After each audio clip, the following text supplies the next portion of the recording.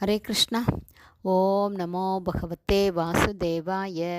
நாராயணம் நமஸ்கிருத்யம் நரம் சைவ நரோத்தமம் தேவீம் சரஸ்வதீம் யாசம் ததோ ஜெயம் உதீரயேத்.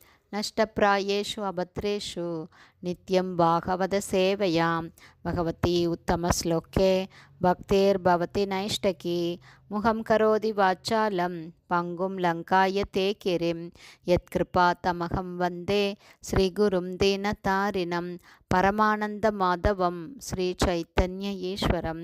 ஹரே கிருஷ்ணா. ஸ்ரீமத் பாகவதம் ஸ்கந்தம் 8 அத்தியாயம் 9 பகவானின் மோகினி மூர்த்தி அவதாரம் என்னும் தலைப்பில் பதம் 28.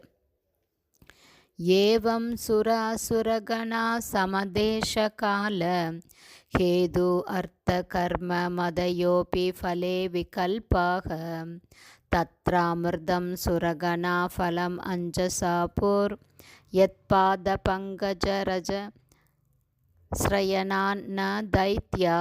One by one meaning. ஏவம் இவ்வாறாக சுர தேவர்கள் அசுரகணா மற்றும் அசுரர்கள் சமமான தேச இடம் கால காலம் ஹேது காரணம் அர்த்த நோக்கம் கர்ம செயல்கள் மதய குறிக்கோள் அப்பி ஒன்றேயாயினும் ஃபல பலன் விகல்பா சமமானதல்ல தத்ர அதன் காரணமாக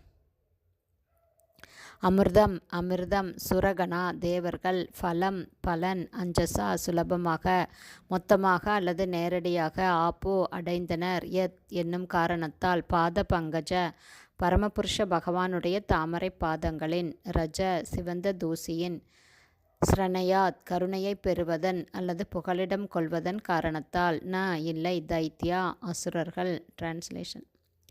இடம் காலம் காரணம் நோக்கம் செயல் மற்றும் குறிக்கோள் ஆகியவை தேவர்கள் மற்றும் அசுரர்கள் ஆகிய இருவருக்கும் ஒன்றாகவே இருந்தது.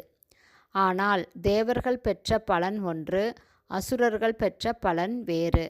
தேவர்கள் எப்போதும் பகவானுடைய தாமரை பாதங்களின் சரணடைந்திருப்பதால் அவர்களால் சுலபமாக அமிர்தத்தை பருகி அதன் பலனை அடைய முடிந்தது.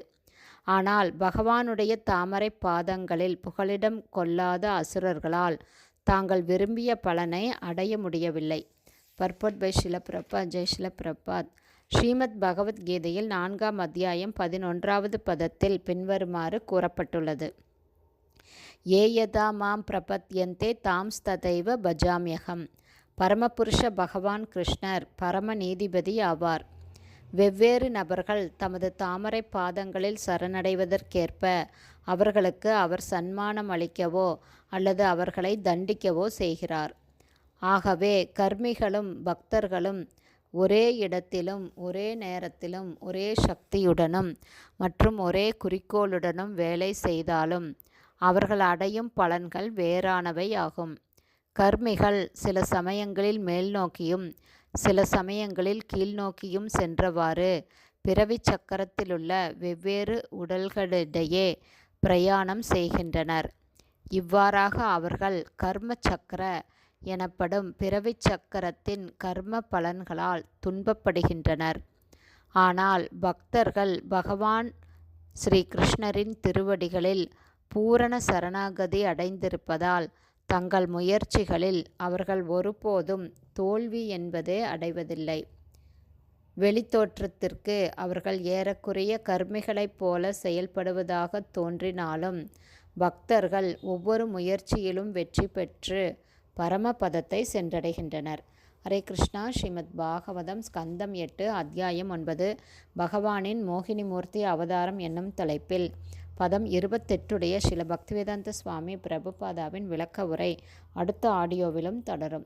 ஹரே கிருஷ்ணா. ஸ்ரீல குருதேவ்க்கு ஜெய். பிரபுபாதுக்கு ஜெய்.